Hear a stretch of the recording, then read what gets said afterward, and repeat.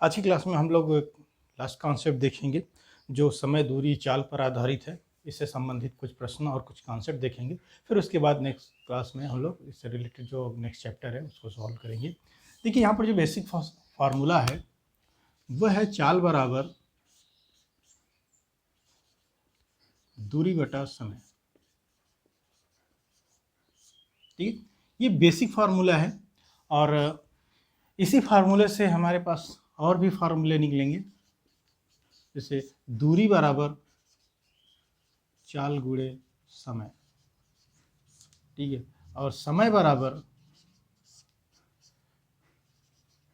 दूरी बटे चाल। ठीक, ये तीन फार्मूले यहाँ पर यूज होंगे और इन्हीं फार्मूले से ये जो कॉन्सेप्ट है ये पूरा कॉन्सेप्ट इन्हीं फार्मूलों पे है। बस यहाँ पर जो चीज़ें हैं हमें इसी अनुसार हमें यहाँ पर कॉन्सेप्ट बनाना है और जो कि भी कथन दिया जाएगा उसके आधार पर हमें समीकरण बनाना है। जो याद करने वाली, जो ध्यान देने वाली चीज़ है वो इसका है मात्रक। ठीक है, तो यहाँ पर मात्रक देखिए, एक होता है kmph, किलोमीटर प्रति घंटा। सारे यूनिट इसी में होने चाहिए और या तो फिर मीटर प्रति सेकेंड, मीटर पर सेकेंड। ठीक है, ये इसको हम बोलते हैं किलोमीटर पर आवर। इस तरीके से लिखिए, चाहे आपको इस तरीके से मीटर पर सेकेंड। ये दो यूनिट है यहाँ पर, लेकिन जो भी वैल्यू होगा वो सभी या तो मीटर पर सेकंड में होने चाहिए और या तो फिर किलोमीटर में है तो घंटा में होना चाहिए। अगर ऐसा नहीं है तो हमें यूनिट कन्वर्जन करना पड़ेगा, हमें उसको मात्रक बदलना पड़ेगा। ठीक है, तो यहाँ पर बदलने का कॉन्सेप्ट जो है वो देखते हैं। देखिए, सबसे पहले तो 1 किलोमीटर जो होता है, 1 किलोमीटर बराबर होता है 1000 मीटर। ठीक है, तो 1 मीटर बराबर 1/1000 किलोमीटर। ठीक है, सेकेंड घंटा है तो 1 घंटा बराबर 3600 सेकेंड। ठीक है, चलिए सेकेंड लिख देते हैं सही। ठीक है, सेकेंड, और 1 सेकेंड बराबर आपका 1/3600 आवर, मतलब घंटा।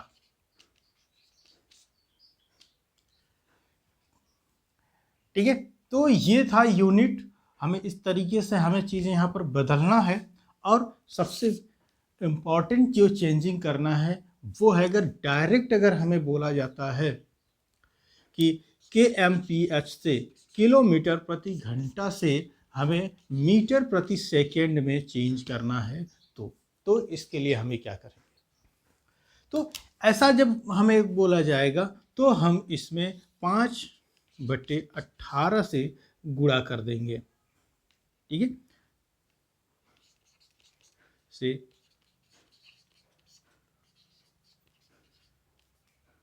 गुणा करने पर मीटर प्रति सेकेंड होगा।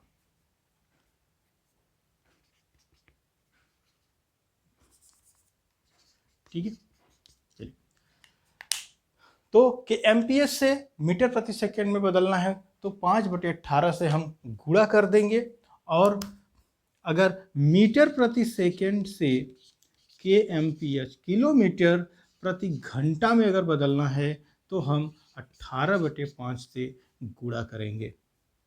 ठीक है, ये चीज़ याद रखिएगा। अगर kmph किलोमीटर प्रति घंटा में है, मीटर पर सेकेंड में बदलना है तो 5/18, और मीटर पर सेकेंड में है तो kmph में बदलना है तो हमें 18/5 से गुणा करेंगे तो ये हो जाएगा kmph और ये हो जाएगा 5/18 मीटर पर सेकेंड। ठीक है, ये था कॉन्सेप्ट। थोड़ा सा ही कॉन्सेप्ट है यहाँ पर, लेकिन इससे अच्छे कॉन्सेप्ट मिलेंगे आपको सवाल पर।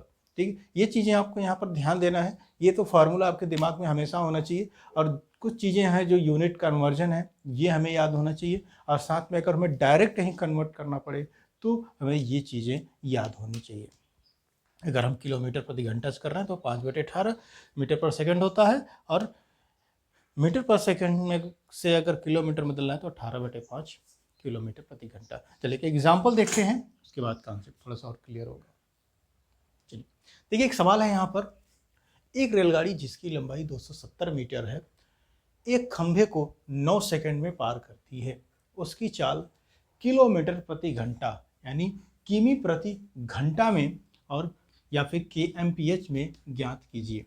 देखिए ये सवाल है, चलिए इसको समझते हैं कॉन्सेप्ट क्या है, कैसे है इसमें। देखिए सबसे पहले तो रेलगाड़ी की जो लंबाई है वो हमारी हो गई पूरी दूरी, ठीक है, तो पूरी दूरी हो गई ये, और एक खंभे को पार करती है 9 सेकंड में, मतलब रेलगाड़ी 270 मीटर 9 सेकंड में पार करती है।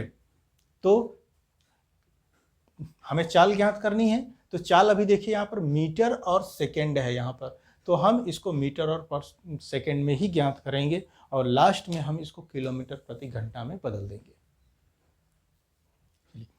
तो यहाँ पर माना चाल यक्स मीटर पर सेकंड है और रेलगाड़ी 270 मीटर, प्रश्नानुसार है ये,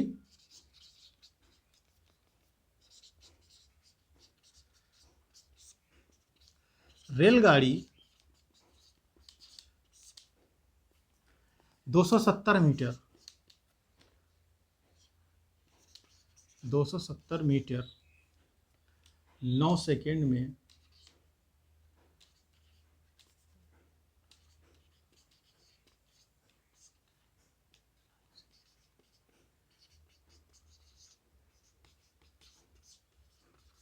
पार करती है। तो चाल बराबर, देखिए 270 मीटर है तो चाल बराबर हमारा होगा, अभी जो हम लोगों ने फार्मूला देखा था, दूरी बटा समय।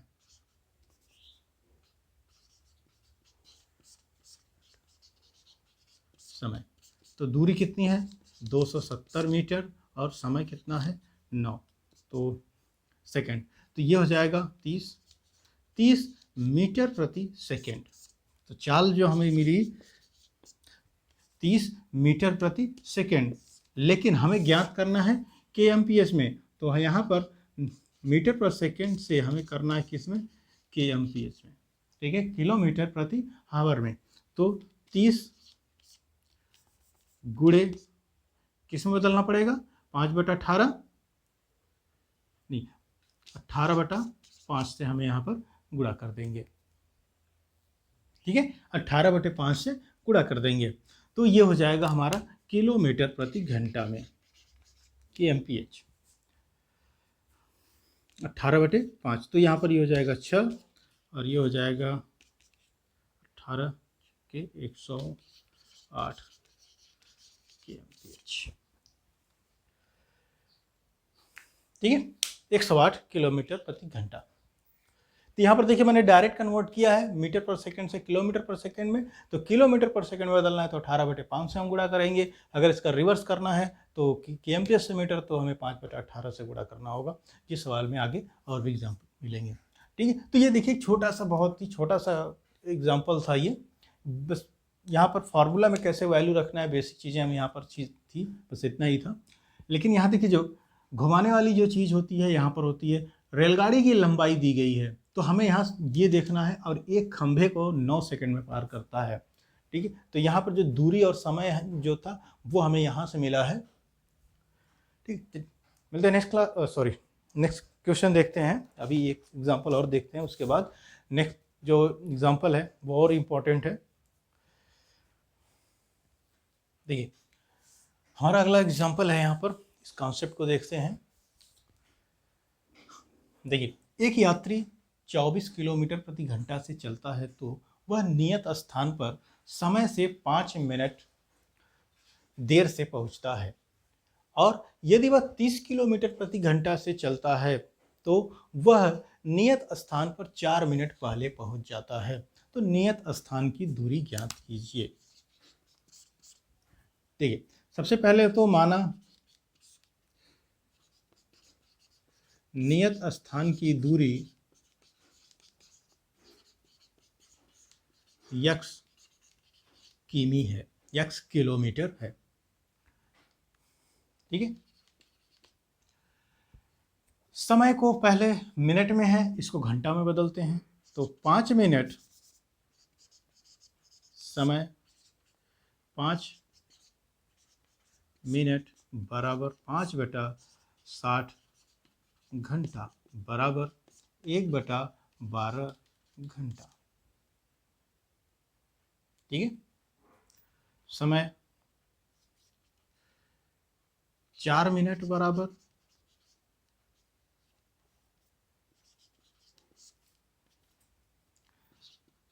4/60 घंटा होगा बराबर,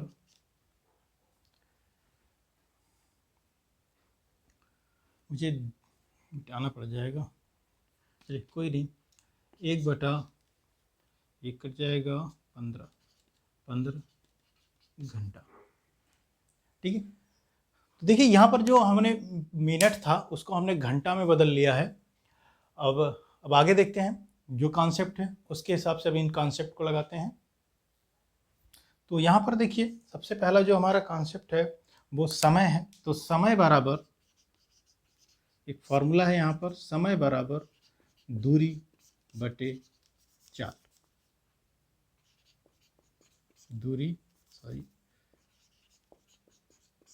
बटे चाल। हमें इस फॉर्मूले को अप्लाई करना है और इस फॉर्मूले के अनुसार पहले हम समय ज्ञात करते हैं। अगर वो 24 की स्पीड से जा रहा है तो यक्स किमी, यहाँ से लिखेंगे यक्स किलोमीटर, यदि 24 के एमपीएस से चलता है तो समय बराबर यक्स बटे 24। ठीक है, तो समय बराबर यक्स बटे 24 हो जाएगा। तो प्रश्नानुसार अब अगर हम देखें यहाँ पर, तो समान चाल से चले तो सही समय जो होगा वो क्या होना चाहिए? समान चाल से चलने पर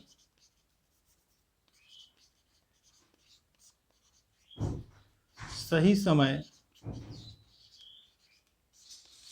नियत स्थान पर पहुंचने का सही समय जो होगा वो होगा आपका x/24 माइनस, देखिए 1/12। ठीक है, मैं इस फार्मूले को मिटा के इसको ऊपर लिखते हैं और थोड़ा सा कंसेप्ट है इसको यहाँ करते हैं, फिर बाकी सोल्यूशन यहाँ देखेंगे, नहीं तो फिर मिटाना पड़ जाएगा कुछ। ठीक है, मैं इसको ऊपर कर लेता हूँ। ठीक है, मैंने इसको ऊपर कर दिया। अब देखिए ये पहला कॉन्सेप्ट। दूसरा कॉन्सेप्ट है, दूसरी स्पीड से जब चल रहा है तो यक्स किमी यदि 30 किलोमीटर प्रति आवर से चलता है तो समय बराबर x/30 घंटा है। ठीक है, ये घंटा है, ये भी घंटा है, ये 30 है। तो प्रश्नानुसार समान चाल से, तब सही समय पर चलने का समय, समान चाल से चलने पर सही समय मतलब देर नहीं होनी चाहिए और ना ही पहले पहुंचेगा, वो समय क्या होगा? x/30 प्लस 1/15 घंटा। ठीक है, तो ये कहाँ से आया? ये देखिए x/24 मतलब जो कुल समय लगा था x/24 है, जो 24 की स्पीड से चलेगा तो समय, और माइनस जो वो ज़्यादा देर से चला था, क्या कब कहाँ पहुँचा था, 5 मिनट देरी से पहुँचा, ठीक है। तो इसमें देरी से पहुंचने का मतलब x/24 में से हम इस माइनस को हम जो 5 मिनट जो देर से पहुंचता है वो हम इसमें से उसको घटा देते हैं। ठीक है, तो वो सही समय उसका हो जाएगा। दूसरा चीज, अब यदि अगर 30 के एम्पियर से चलता है तो उसकी चाल जो होगी वो x/30 घंटा होगी। मतलब ये समय है, ये जो चल, अगर 30 से चल रहा है स्पीड से, 30 की स्पीड से चलेगा तो जो समय लगेगा वो x/30 समय लगेगा, और वो पहले पहुंच जाता है। ठीक है, तो जब पहले पहुंच जाता है तो पहला उसको यहाँ पर जोड़ देते हैं उस समय को, तो x/30 प्लस 1/15 हो जाएगा ये।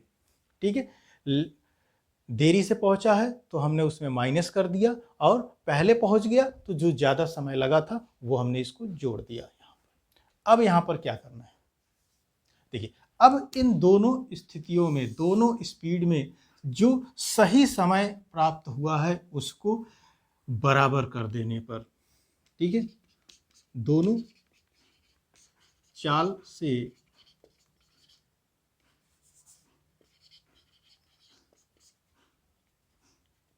है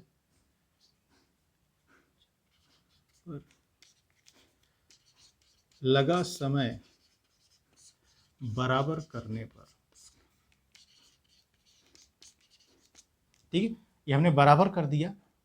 और अब देखिए, जब बराबर करूँगा तो x/24 माइनस 1/12 बराबर x/30 प्लस x/15, ये एक हमारा समीकरण बन गया। ठीक है, ये एक समीकरण बन गया यहाँ पर। अब इसको सॉल्व करना है, x का मान ज्ञात करेंगे, जो x का मान आएगा वो दूरी हो जाएगी। देखिए, यहाँ पर सबसे पहले जो संभावित समय था, सही समय, वो हमने यहाँ पर ज्ञात कर लिया। ठीक है, देर से पहुंचा तो घटा दिया, पहले पहुंचा तो जोड़ दिया। अब इन दोनों को हमने बराबर कर दिया।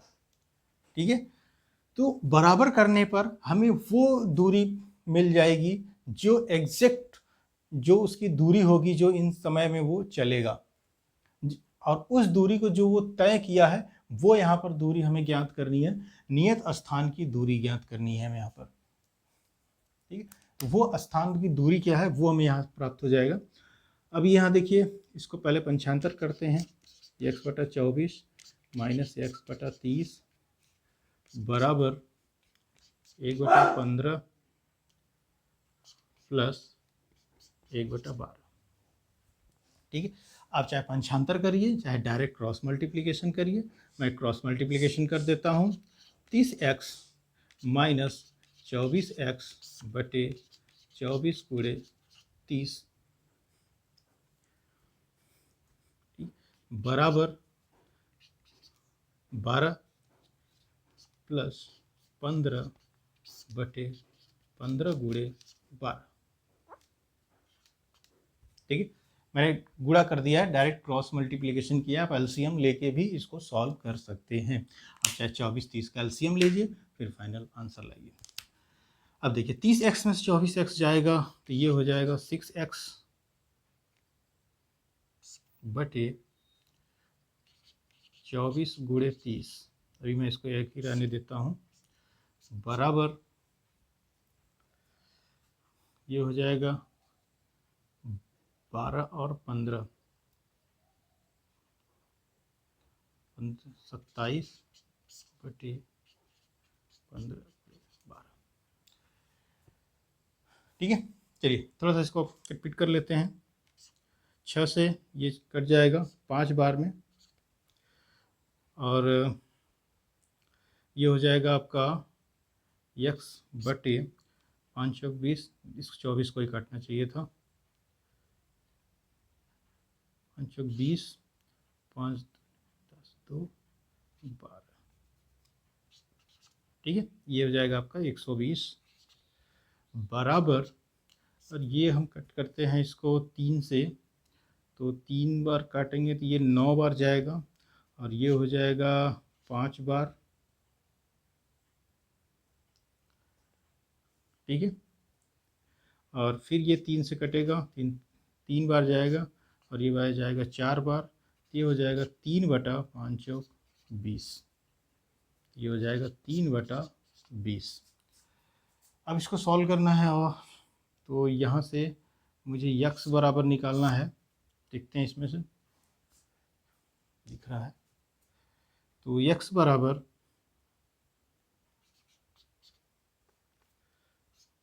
यक्स बराबर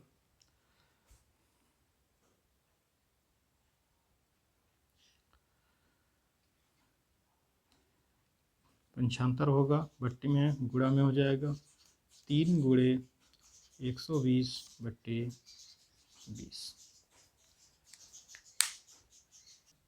चलिए कट करते हैं इसको। 20 से 6 बार जाएगा ये, और ये 36 18, तो यक्स बराबर आ जाएगा 18 किलोमीटर। ठीक है, तो नियत स्थान की जो दूरी थी वो है 18 किलोमीटर। ठीक है, तो देखिए ये सवाल था, देखिए यहाँ पर सोचना है, थोड़ा सा समझना होता है, फिर लॉजिक लगा कि इसको आंसर तक पहुँचना होता है यहाँ पर। तो ये था दूसरा एग्जाम्पल, और अब इसमें आगे अगर कोई भी डाउट हो रहा है, कुछ भी चीज़ें नहीं समझ में आ रही, तो आप कमेंट से ज़रूर पूछ लीजिएगा। ठीक है, बाकी अब नेक्स्ट क्लास में हम लोग चैप्टर को सॉल्व करेंगे, 6F को सॉल्व करेंगे। ठीक है, इसमें देखिए बहुत क्वेश्चन होते हैं, अब सारे एग्जाम्पल यहाँ देने का समय नहीं है हमारे पास, फिर वीडियो बहुत लंबा हो जाएगा। लेकिन हाँ, 6F का जो कॉन्सेप्ट है, जब वो चैप्टर सॉल्व करेंगे, वो 8 प्रश्न है, वो एक अलग अलग कॉन्सेप्ट होगा। ठीक है, जैसे ये 2 एग्जाम्पल हमने देखा, वैसे ही उसको भी आप एग्जाम्पल ही समझ लीजिए। तो ये भी हम 8 प्रकार के और सॉल्व को देखेंगे इस तरीके से, और इतने के बाद आप इतना तो कॉन्सेप्ट क्लियर हो जाएगा, क्वेश्चन आने पर आप समीकरण बना लेंगे अच्छे से। ठीक है, कोई भी डाउट है तो कमेंट से ज़रूर पूछिएगा। मिलते हैं नेक्स्ट क्लास में। Thank you.